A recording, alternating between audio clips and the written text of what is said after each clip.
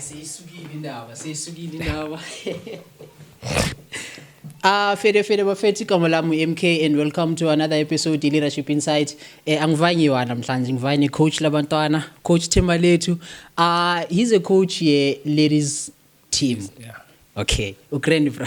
Angimnandi. Exe first of all I'd like to appreciate you nokukubonga for ukuthi uzosijoina ku podcast today. And obviously abantu ababhekelele ekhaya abakucava ukuthi ubani, so bengicela usinikeze i-background nyana ngawe ukuthi ubani and ubuya va and wenzani kahle kahle mawungacoach. Sanibonani, mina igama nguSteven wakasilawu ngisuka eBushbuck Ridge. So I'm coaching ladies soccer. I've been there 4 years. Ngacoach ngina 16 years until 20 this year. Okay. So I've got the club house la kuhlala ama player khona vela. Like into engenza ngichila nawo. Full time 24/7. Yeah, full time 24/7. Long visit ngama holiday Ekhaya. Okay, so basically how do you then fit in izinto zabo like zeskela nanani including ibhola? Yeah, Timbo, maybe sabana 1 month. So I've got 3 players for now. Abasuka eSwaziland, eSwatini. Okay. So only one wins matric. So the other ones might by the next year because bazi lead and the ama results wabo athatha isikhathi. Okay. So one vele sisimfunele ahulumeni uyaqala maJuly matric wakhe uzazabhayele June next year. Okay. Yeah. Everything This is akhe interesting. sisihlelile vele. Yeah. Secret. So i-idea yakho yokuqala igame like yokuqala team ibuya va because usasemncane. I want to say ukuthi maybe you've experienced ezinye izinto to a point where you like man I see igap ukuthi nami ngingafitha la, but then usasemncinci ndoda.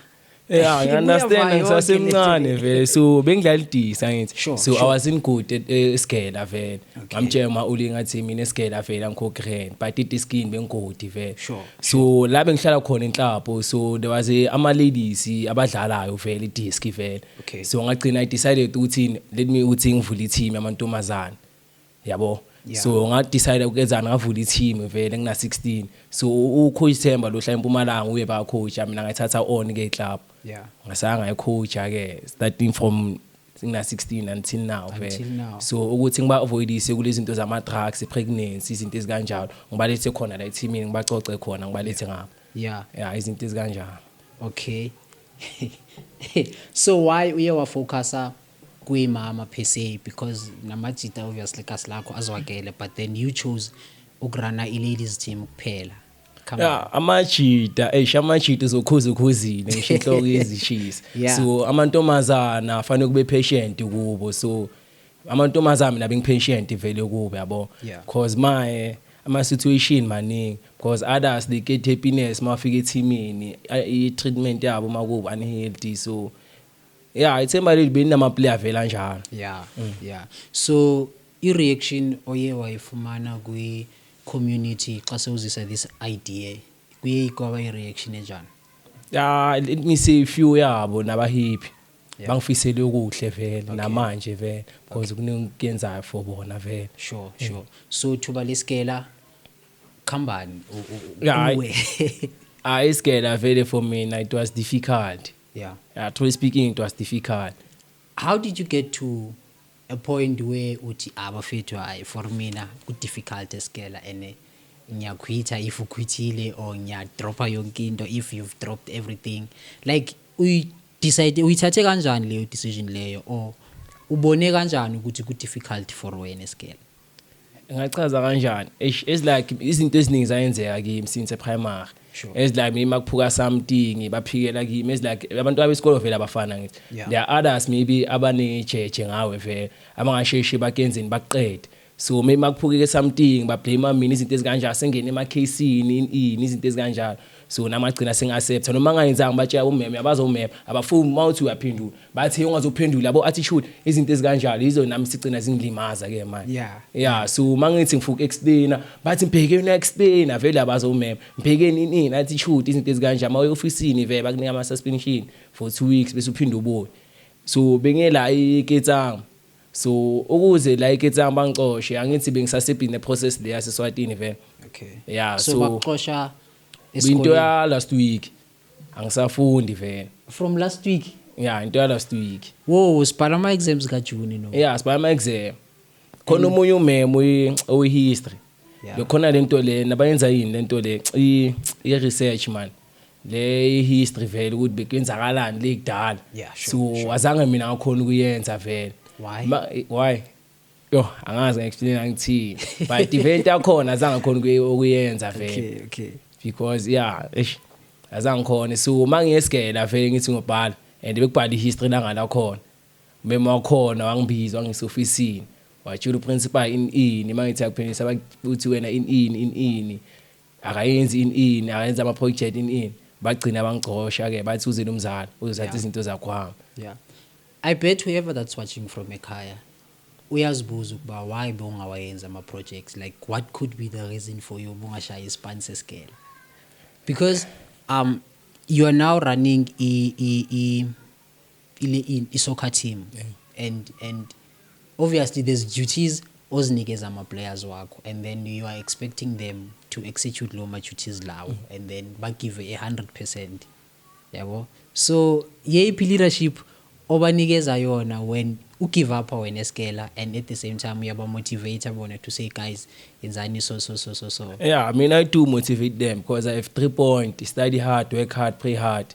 That's the only 3 point engabayisekudini vele. Sure. So kimi akusinto vele ukuthi isikolo vele bengasinto vele engithandayo angayithandi. Isikela vele bengifuna ukuceda. Sure. But nakhona isikela khona into engiyenzayo ebabiza yini ama computer vele. Ngizoya manje ngoJuly lapha eArrowmead vele ngiyenza yona. Ayukuthi ngizo give up. So ngisazofunda vele ngibhizi necomputer vele engazi ukuthi mangicela if sengicedile necomputer certificate sakhona yakhona maybe ukushaya something lapha ekasi abantu abakhona ukushaya ama computer ngibafundisa yabo izinto ezikanjalo. Yeah, izinto ezikanjalo. So when you are all about giving back to your community. Yeah. Mara, you've got to take from somewhere before giving back. Mara nyakuthola. So what are some of our biggest challenges or okay wawafacea eteamini yakho kuyo, especially le age le okuyo, and then wawa overcome kanjani? Into yokucala ngizothi financial. Sure. Yeah, abasupport khona abanga support abantwana babo vele. Maybe 22 players. Bhadale 8 ama player, maybe siya ethembisa. Uthi maybe ufuna 1.5. Bhadale 8 phezulu kwaleyo maybe 15 players. Khamba 15 vele ufuna 15 seat. Okay. Another 8 abazaba ukutshela ukuthi abanamayi, so I needed vele ukuthi ngikhokhe lo mali because into abayifunayo isport vele angeke singathi maybe siyadlala because ama cover vele bazowayenza or something. So we need everyone ukuthi ahambe because there are players who like football but abazali isupport ayikho. Akhona ama talent but uhluleka akana nekhokho umuntu akho afanele imenze iplan. Yabo izinto ezikanjalo. So akunzima into financial vele iyo esilimazayo. Yeah. Okay. So how do you manage i-authority kunye ne-respect njengomfana osakhulayo eteamini?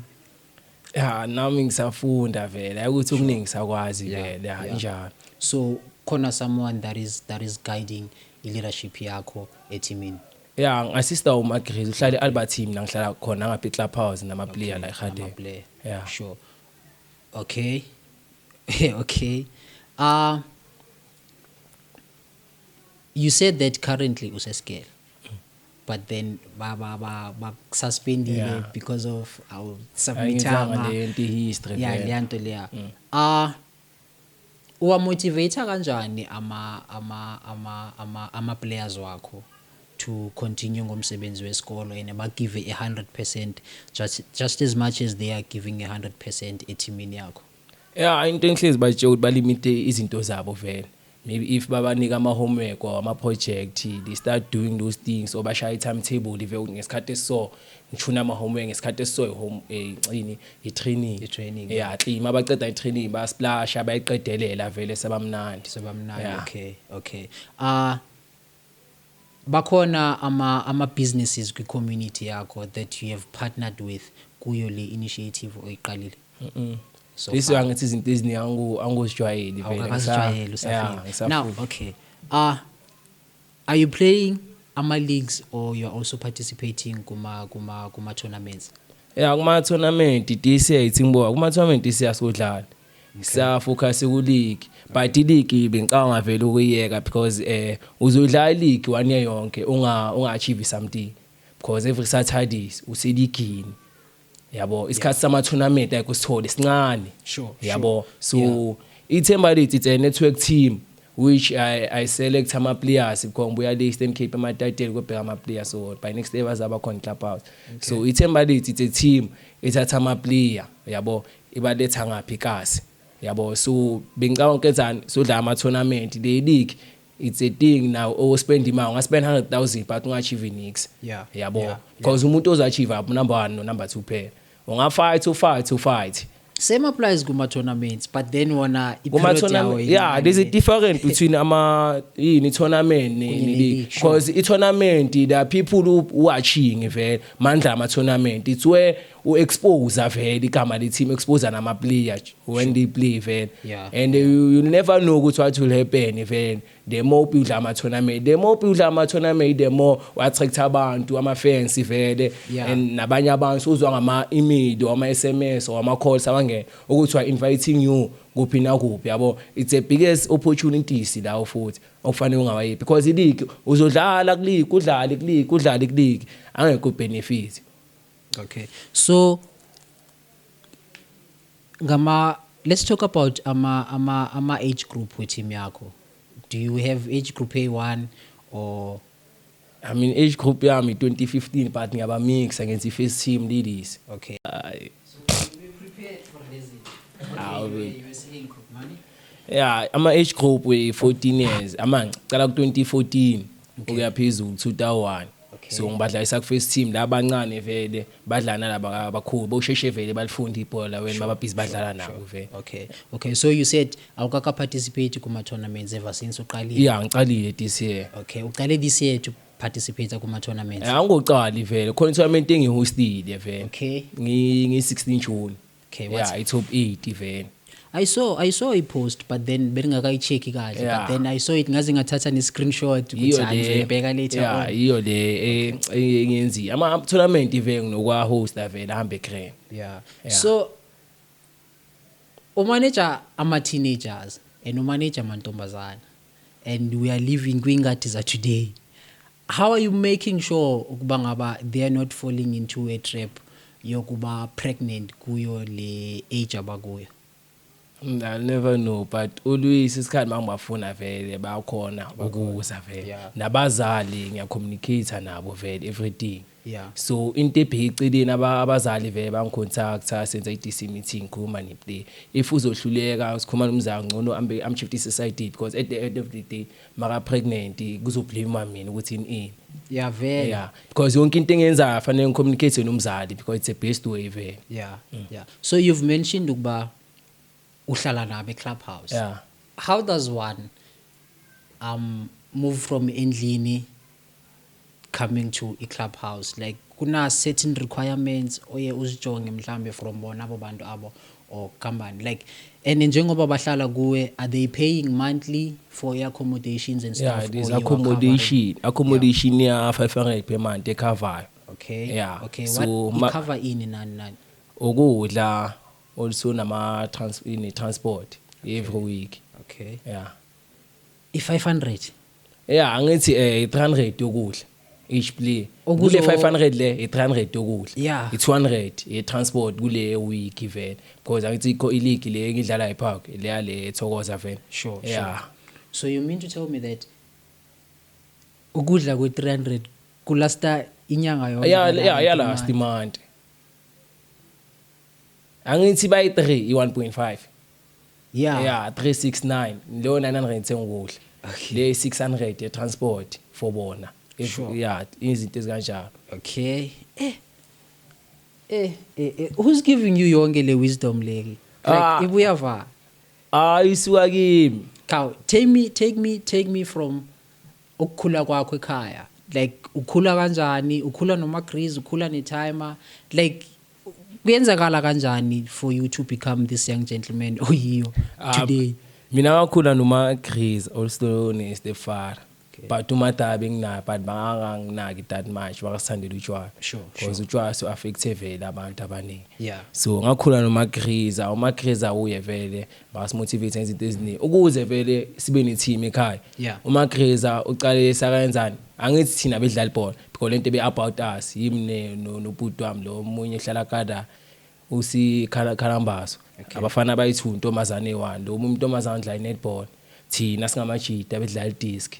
So yeah, Chris wabona lapho decide ukenzani khona abogel nabasekela ilenhlapho bihlala khona mina badla idisc ngagcina ngamtshela ngihlayisa phangani Chris ngcono sivula idisc yani yabogel vele na wavuma ikalfa ukuzivuke vele Chris abakwayi part of yona. Yeah. But then bamstepa into yona because izinto eziningi besingazaza ngithi sahlangana noNhlanhlangwenya ichairman walithembisa avele udumile akukho umuntu ongamazi vele so izinto eziningi vele mina ngasifunda kuNhlanhla vele izinto eziningi. So currently yaphi i-support that you need to take organization yakho from the level ekuyo ngoku to the next? Mangathola i-support abazayo you can go far away. Singakude lapho namanje sine trip eNorthwest banginvite khona ama team angaphandle ayi2 international tournament ile. So icala ngi4 until ngi7 2 days. Icala ngi5. Yeah, icala ngi5. Bese yaphela Sunday tournament yakho ama crop stage manje July. Bese ngoJune I have international friendly match against the team yaseLesotho vele. So ucoach wakhona sikhulume naye yonke into athi during while they are playing I shall select ama player vele. That are going to because into engenza ngiselect ama player ngihlanganisa isquad enganaso phambili because I like coaching iplayer lazi ukuthi lifunani impumeleleni yabo. So because ama player ngapha most mentality yabo sokwini abanye abasalinaka ngibhola sokubhema ini yabo. So ama player angani ngaphandle they can mentality yabo vele ibhola vele yabo because abafana nalaba ngapha vele into mina engifuna ukuyenza system yami ibe nama player kuphi wangale ngaphandle into engiyenza ama DCF because ama player ngabatshela 2 years back ukuthi babe aware ongekho serious because ngishisha ngihambisi ngithathe laba player ngaphandle already 3 sengenzile manje ngoNovember kuseza abanye futhi. I like I attitude ozangayo where you say if a player alikho serious to the initiative oyithathile uzomreplace and you will take a player from outside. Dayithanda le attitude leyana and of which ihlula abo coach ababhaya that are even older than you. Bancenga ama player mfethu to an extent where you'd see dignity ye team drop because of you play Li1 and they do not want to let go of their attitude layer. Yabon? So tell me of I first game yakho. Ever since uqalile I team sekhona exister now you are introduced into I ground. Yeah, come on in first game udlala nobani and the performance yayenjani? Did it motivate you ukuthi upush hard or uye wafumana hiccup somewhere somehow waba demotivated wafuna give up but then kwaba khona izinto ezikubuyisa egamini? First game yami begrand. Sure. Yabo so iligi lengidla I won't say maybe I will take it serious. Okay wama angithi basadla league. So ngisabheka ama mistake ngibo ukuthi salungisa kuphi na kuphi because banokuza ba 8 groundini kuze na the most of thing khona ama player wami la nokuwa vele yabo because njenga last week bedlala nomkhathizwe wadlala 6 phakathi babasha kanjalo. So into engisayenza mina ngisabuild okuya phambili yabo angawusho ukuthi isquad sami sahlangena ngisabuild. So what qualities do you actually look for xa uthi yaphuma uyo scout ama player uyo recruit ama player for a team yakho? Ibhola ukuthi li difficult. Equality engifunayo trap and pass uvula ispace kuphela. Into ozoba khophi because nakuma trial uyakuphi into abazoyifuna ungamama ube istar shama door but uwazi ukuthi usazobuya like us because into le ayifuneki. Yeah. yabo mina into engifuna 3 pass or receive ungene space Okay. siyahamba because amagosi you achieve team into engifunayo asil patience sambe sokora khona noma ungawina one udla against iSundowns or nepi team uachievile because amagoal you ayenza ukuthi team iachieve vele more than ukuthi uyezani mawufika ungayenza vele amadolo wenza impista ubabize bonke yeah angebathabe goal ngiyafana ndoda hayi okay no ngiyakuthola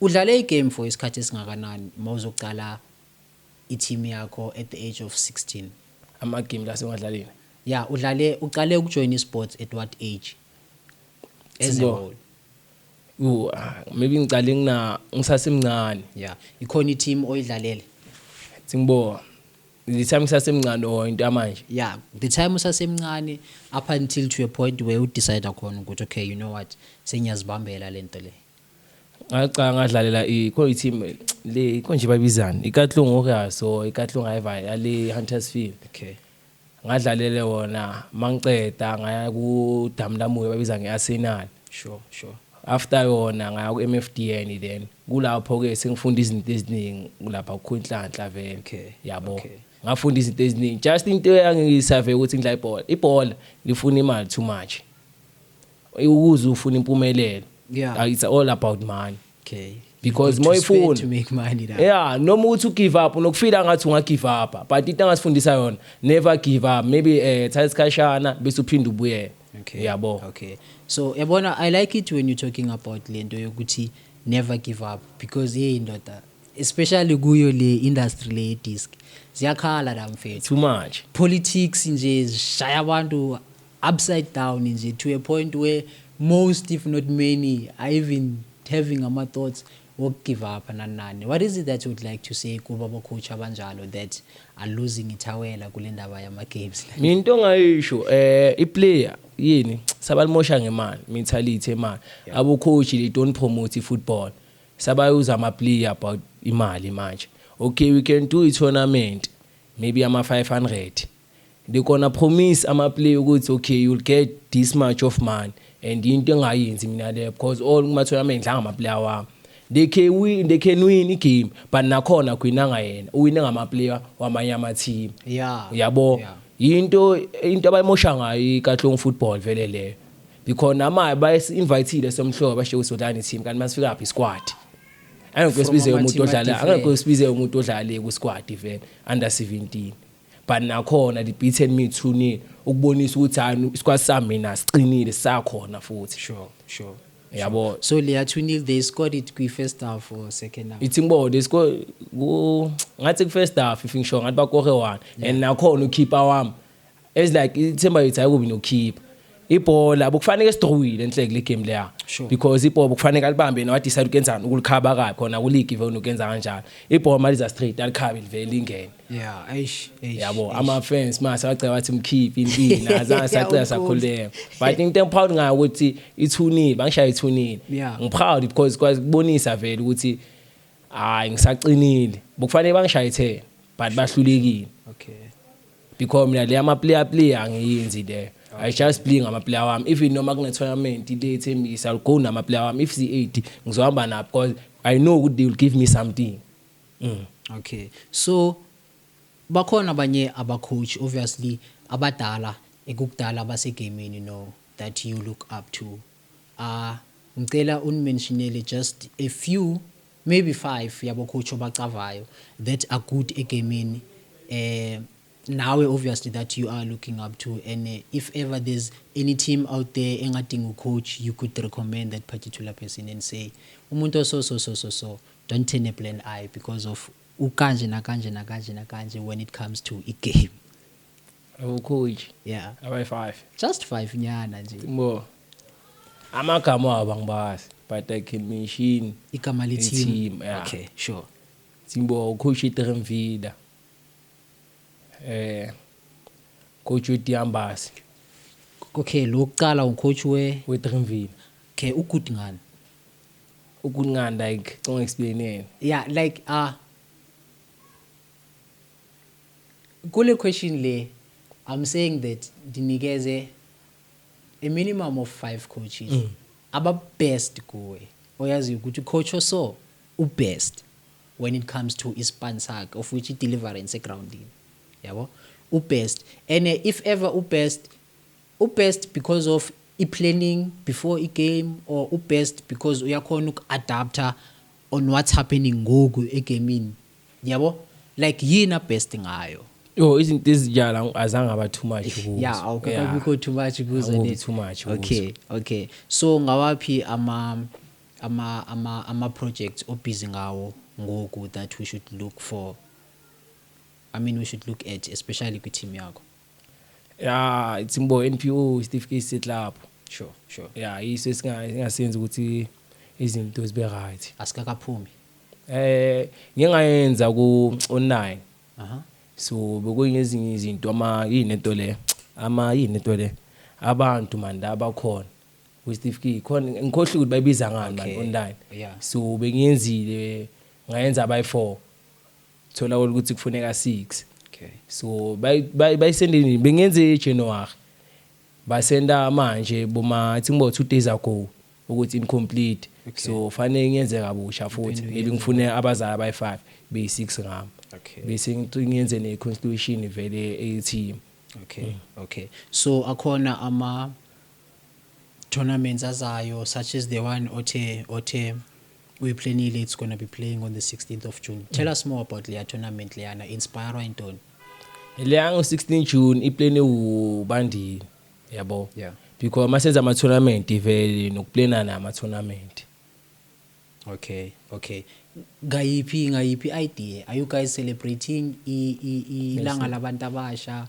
or you just doing a tournament because sizobe sisikasi vele i tournament you just doing for maybe amantombazana agcwala istrad baze ebholweni vele so esenza ifana okay so akhona ama community leaders that you have involved kwi preparations zayo leyo tournament leyo not yet okay would you mind if ever we can as EMK we can find you a coach esendala obviously and esekhona vele ema gaming that you can look up to angizothi for manje for manje sase grand for manje sase grand because bakhona vele abaningi bafunile vele for manje sase grand okay no ndiyabulela bra ndiyabulela do you think ikona into that we are leaving out that you think mhlambe kumele si discussile that you would like for our viewers and your followers to know about upcoming trials wango September more info vese azoyipost ukuthi izoba ne but makuceda ukuvala igolo vele because ngisazobheka neveni okay no thank you Grootman. Exceed